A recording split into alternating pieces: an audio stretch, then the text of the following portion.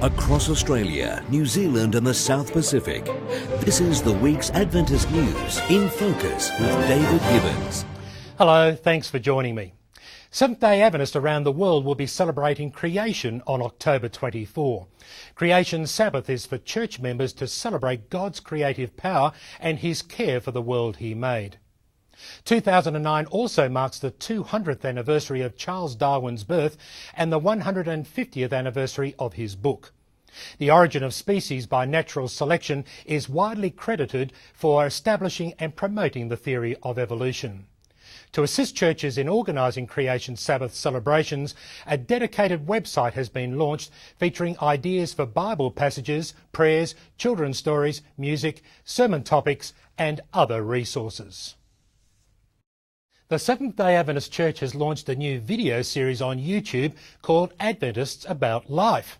There are people who are tuned out to the traditional methods that the ministry of the church employs. YouTube is not very traditional.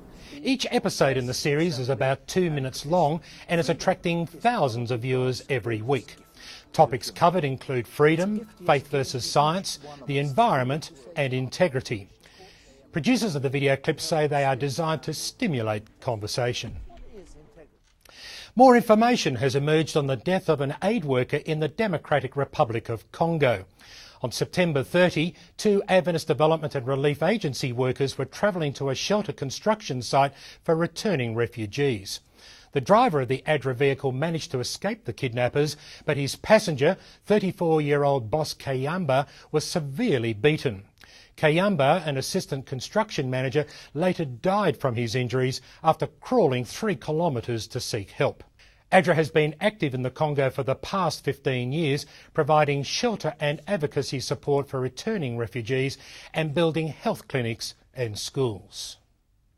New Zealand Prime Minister John Key announced the recipient of Sanitariums 2009 Good Ambassador Awards during a ceremony at the company's factory and head office in Royal Oak, Auckland.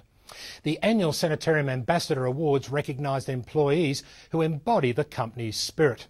A total of 12 Living the Mission Awards and 3 overall Branch Ambassador Awards were presented at this year's ceremony. Each Branch Ambassador Award recipient received a trophy and $1,250 New Zealand dollars.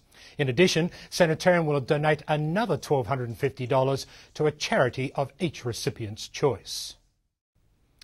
A lecturer at Avondale College, the Adventist Church's tertiary institution in Australia, has launched his first book. Brad Watson's book, Finding David, explores the challenges of adolescence and is described as a Christian story for young adults. The issues addressed include relationships, resilience and faith. After interest from 3 publishers, Watson decided to work with Signs Publishing Company, who supported him in launching the book at the Central Coast Adventist School in New South Wales. Finding David follows the story of a teenager as he moves into a new school and meets a new group of friends. David deals with bullying, romance and a mysterious family tragedy. And now to Record Editor Pablo Lillo. Hello Pablo, what's in this week's edition of Record? Thank you, David. ADRA started a new church partnership program in Vanuatu in September to improve the living standards of local communities. An education specialist from the Solomon Islands government praises the Adventist Church's role in the country's education system. And an Australian government minister opens a middle school complex at the Mountain View Adventist College, Sydney's largest Adventist school near Blacktown. I know something about that story and Principal Jenny Gibbons. You do. And in the full half hour of InFocus this week, I crossed to Apia in Samoa to talk with Julia Woolwork.